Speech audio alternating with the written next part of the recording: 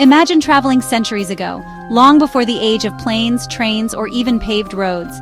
Picture yourself as a merchant, an explorer, or a pilgrim, venturing across endless deserts and towering mountains on the legendary trade routes like the Silk Road. The sun beats down, the wind stings your face, and the horizon stretches on forever.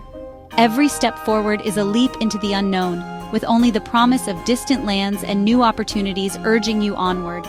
These journeys were not for the faint of heart. They could last for months, sometimes even years, and every mile brought new dangers. Travelers braved scorching heat, freezing nights, and the constant threat of bandits lurking in the shadows. Sandstorms could erase the path in moments, and treacherous mountain passes tested the courage of even the bravest souls. But along these perilous routes, salvation awaited in the form of the Caravanserais, fortress-like inns built to shelter and protect. Rising from the barren landscape, these strongholds offered a beacon of hope and safety to all who traveled. Caravanserais were far more than just places to sleep. They were vibrant centers of commerce, culture, and connection. Within their sturdy walls, the world came together. Merchants, scholars, and adventurers from every corner of the known world. Imagine a weary caravan of camels, their backs laden with silks, spices, and precious treasures, finally spotting a grand building rising from the dust. Relief and excitement ripple through the group as they draw closer, knowing rest and safety are within reach. Inside, exhausted travelers found more than just shelter. They discovered food, fresh water, and a warm place to rest. Merchants traded stories and goods, forging friendships and alliances that would last a lifetime. The Caravanserai was a crossroads of humanity. These remarkable structures formed the backbone of ancient trade, making epic journeys not only possible, but also profitable and transformative for generations. In many ways, Caravanserais were the service stations, community centers, and hotels of their day, places where the world paused, connected, and moved forward together. Within their walls, people from distant lands met as strangers and departed as friends. They exchanged news, ideas, and dreams, building the spirit of adventure and cooperation that defined the Silk Road. So let's step through those heavy wooden doors together and journey back in time to explore the fascinating world of the Caravanserai. The story of these places is more than just history. It's a journey into the heart of human connection, resilience, and adventure. What was a caravanserai? Think of it as a purpose-built hotel for travelers and their animals. These structures were essential for the movement of people and goods across vast and often perilous landscapes. The word combines caravan, a group of travelers, and sarai, meaning palace or court. This combination reflects the dual purpose of these establishments, to serve as both a resting place and a secure fortress.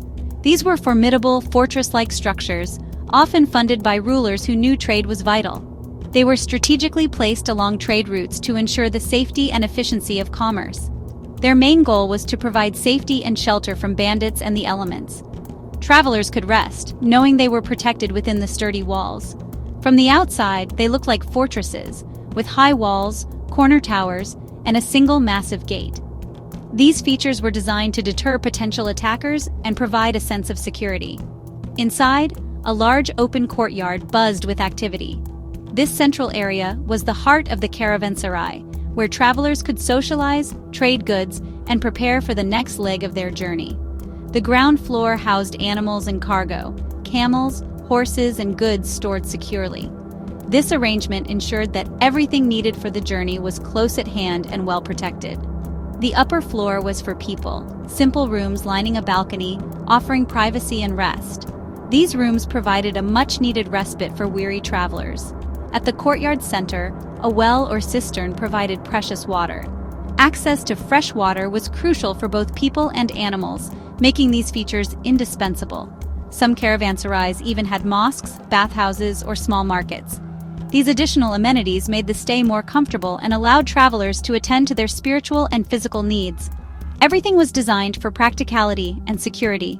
The layout ensured that all essential services were within easy reach, and the robust construction provided peace of mind. The welfare of both people and animals was paramount. Caretakers ensured that animals were fed and well rested, while travelers could recuperate and prepare for the next stage of their journey. These were self-contained worlds, essential for the survival of long-distance trade. They provided everything needed for a safe and successful journey, acting as oases in the vast and often hostile landscapes. Without them, the Silk Road would have been nearly impossible to traverse. These roadside havens were the backbone of ancient trade routes, facilitating the exchange of goods, culture, and ideas. Caravanserais were marvels of ancient engineering and hospitality. Their design and purpose reflect a deep understanding of the needs of travelers and the importance of safe, efficient trade routes. As the sun dips below the horizon, painting the sky in hues of gold and crimson, a weary caravan finally approaches the ancient walls of the Caravanserai. After a long and arduous journey across the desert, the travelers and their animals are eager for rest and shelter within these storied walls. The courtyard bursts into life with a flurry of activity. Camels groan under the weight of their loads, handlers call out instructions, and merchants quickly begin unloading precious goods. The air is thick with the mingled scents of spices, leather, and dust, as everyone works together to settle in before nightfall. Merchants haggle over prices, their voices rising and falling in animated debate. Caretakers tend to the tired animals, brushing their coats and offering water.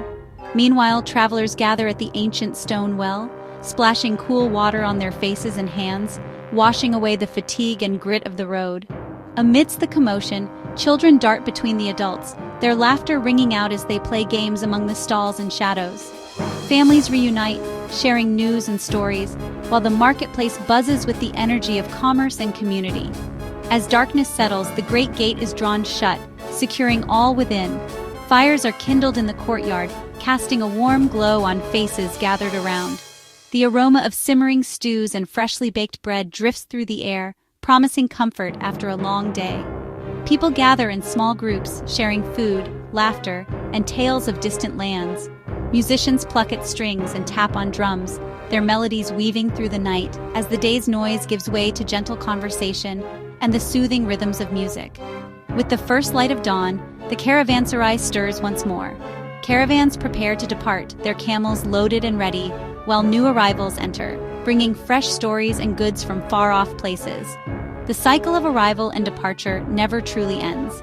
The caravanserai is a place of constant movement and change, a crossroads where cultures meet, friendships are forged, and the world seems to pass through in a single night. Here, the routines of daily life blend seamlessly with the thrill of adventure. Every day brings new faces, new challenges, and new opportunities for connection. Life at the Caravanserai was truly a microcosm of the ancient world, a vibrant tapestry woven from countless journeys, encounters, and dreams. The smells of a caravanserai told its story, a blend of animals, hay, and wood smoke. Spices like cinnamon, pepper, and saffron filled the air, advertising the merchants' wares. The scent of baking bread and simmering stews mingled with less pleasant odors, sweat, dung, and leather. These were the smells of safety, community, and hard work. The cargo itself added to the sensory tapestry silk, coffee, rosewater, and more. Not every scent was pleasant, but all were authentic. Each aroma was a whisper from distant lands, proof of the journeys made. The courtyard was a living map of the Silk Road, experienced through the nose. The symphony of smells was the essence of ancient travel. Caravanserais were crossroads of civilization, where east met west. Merchants from Venice, Samarkand, India, and China mingled in the courtyard. Here, people shared more than goods. They exchanged ideas, philosophies, and stories. Scientific knowledge, medical remedies, and artistic styles flowed freely. Goods dazzled, silks from China, glassware from Rome, spices traded for gold. A unique microculture emerged, with a common language of trade and mutual respect. Hospitality and trust were essential for survival and business. The Caravanserai was a living lesson in tolerance and cooperation. People learned to respect different customs and beliefs. It was a model of a connected world, centuries before globalization. The fusion of cultures made every night an opportunity for discovery. Caravanserais proved that shared challenges could unite even the most diverse travelers. As night fell, the real magic began, stories shared around the fire. Merchants recounted adventures, dangers, and wonders from distant lands. These tales forged friendships and offered vital travel advice. Bonds formed quickly. Strangers became allies against the perils of the road. Not all stories were of camaraderie. Bandits, treacherous passes, and betrayal were real threats. News of danger spread, helping others avoid disaster. Sometimes, conflict arose within the walls, and the keeper acted as judge and peacekeeper. Trust and caution were essential. Not everyone was honest. The drama of the Caravanserai was as rich as any legend. Life in the Caravanserai was built on hospitality and safety. Travelers were under the keeper's protection, often staying free for up to 3 nights.